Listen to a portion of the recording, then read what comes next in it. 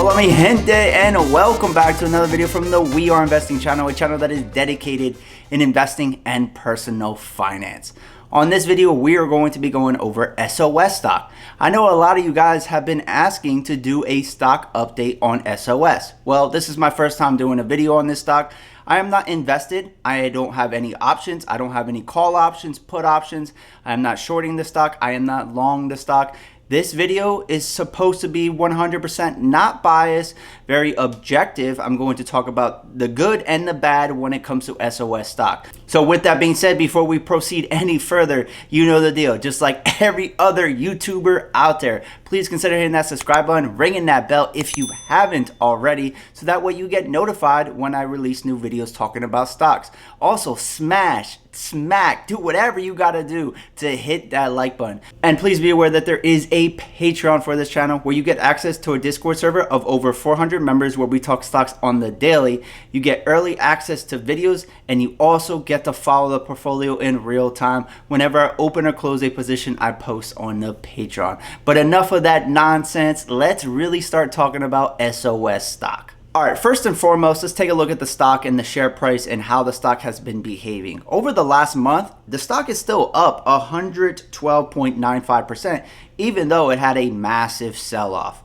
I mean, over the last 5 days, the stock dropped 55.90%. And on Friday alone, the stock dropped 21.03%.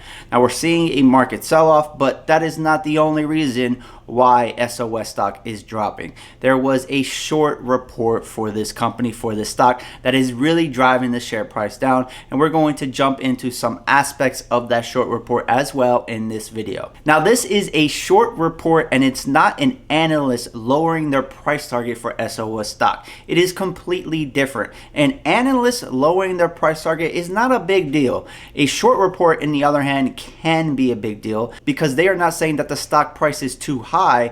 They are saying that the company is fraudulent, and they actually give a price target of their own at $0 a share. They think SOS is going to go to $0 a share.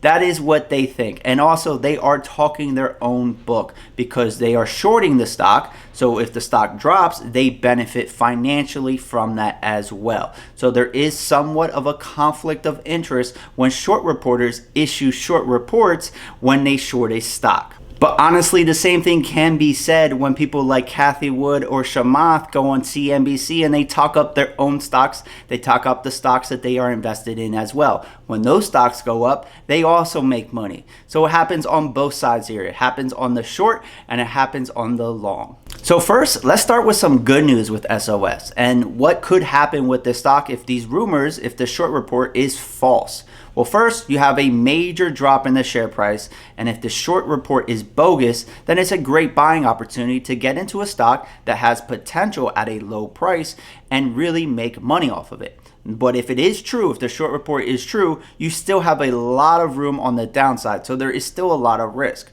Now, if you take a look at the company, some of the good stuff here is that they're in the business of mining crypto. And if you are bullish on crypto long term, the companies that mine crypto are going to make a lot of money. The other thing is that they supposedly have a bunch of rigs set up so they can make a lot of money. And they're going to get their energy, their electricity for very cheap through a hydro plant. So that would help with margins. That would help with the top and bottom line of the company.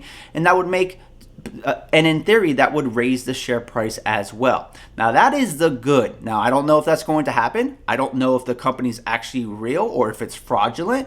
And you have someone coming out with Hindenburg and Kolper saying that this company is a joke. It's a pump and dump, and this company is going to go to $0 a share. So I don't know who to believe. I personally am not in this stock. But personally, I think that people should look at their investments objectively.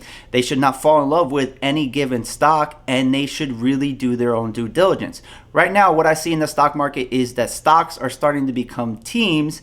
And if you see anyone talking bad about your stock, you gang up on them on the comments. It's like we're playing sports right now, and we have people on either side of the fence, and they're just going at it against each other. I personally, I don't care. I'm just trying to make money, so I'm going to look at this objectively. If I miss out on money, that's fine. But if I get into something and I don't look at it objectively and I lose money, then that is worse in my personal opinion.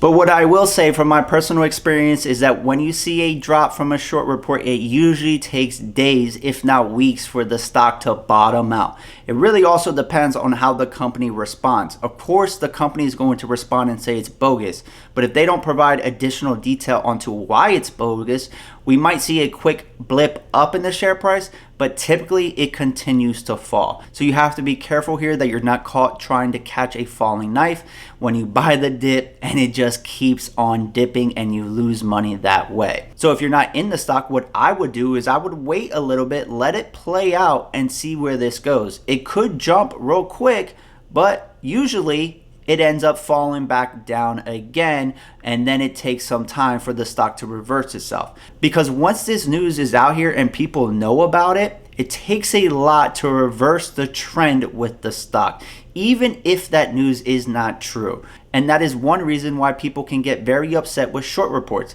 because if those short reports are false, it doesn't matter. The damage is done, and it takes a lot for the share to increase in price again. Alright, so let's just dive into this short report. I'm not going to go over it all. I'm just going to point out some things, some of the things that I think are bigger red flags. Now, the first is all of the press releases that happen for SOS are from SOS itself and not from a third party. So you're hearing it straight from the horse's mouth, and this horse could be straight up lying to you. There is no third party to verify this information. Now, they say that they entered into a non-binding letter of intent to acquire FXK Tech Corporation, FXK. And in the short report, they say that FXK's website appears to be a blatant and sloppy ripoff of RHY. The website appears to be a direct mimic of RHI, which per its website since 2016 has invested in the construction of large-scale data centers in regions rich in power resources such as Eastern Europe, Western China, and the Middle East. This is RHY. Now, actually, an interesting thing here is I went on both websites. They do look very similar, almost exactly the same. But in FXK's website, you can't actually purchase anything.